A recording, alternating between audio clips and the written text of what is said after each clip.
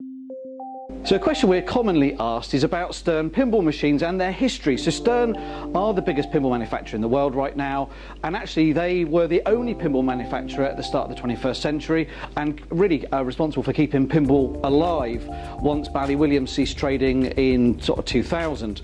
But you can go back to the 70s actually for the beginning of STERN. They were called STERN Electronics at the time, not STERN Pinball.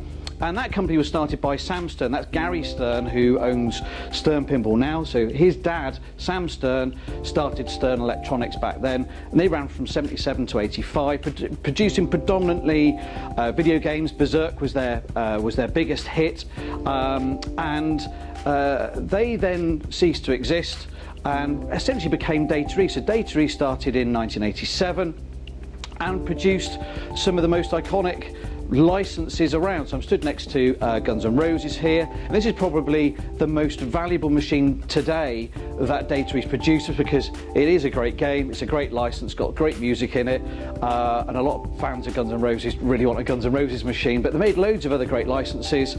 So Jurassic Park, Back to the Future, Star Wars they did, Teenage Mutant Ninja Turtles, Robocop, Batman. I've probably missed some out, but they did some really, really big licenses, and that's why a lot of people like to buy Data East games, because they remember those great film or music licenses from back in the day, and that's why they like to buy their pinball machines.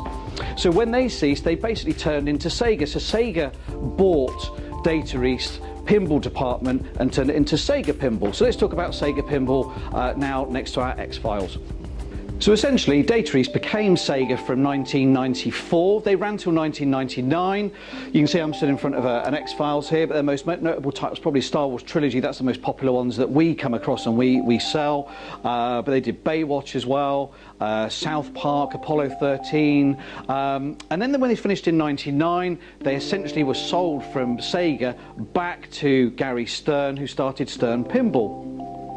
So bringing ourselves up to the present day and completing our STERN lineage, we've, at the time of filming, got their latest machine, which is Guardians of the Galaxy, which has just come out. So we're January 2018 is when we're filming this. That's their latest machine. So essentially they started then in 1999 when STERN Pinball came out of Data East, and they've kind of carried on their same strategy, let's say, of just getting the big licenses. So they've done some amazing machines in that period of time. So 18, 19 years they've been going, and you know, you can sort of see what they're doing. We've got Iron Man here, Guardians of the Galaxy, Spider-Man, Game of Thrones, Walking Dead, one of my favorites, a whole host of top AAA licensed games, Star Wars, Ghostbusters, I could keep on going.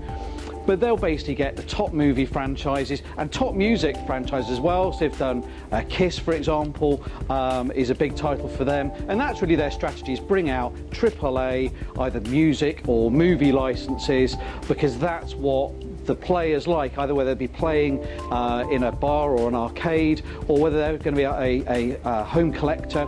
Then that's what people are after, and that's really what STERN caters for. So that gives you a rundown of the history of STERN, from STERN, Data East, SEGA to STERN Pinball that we know today.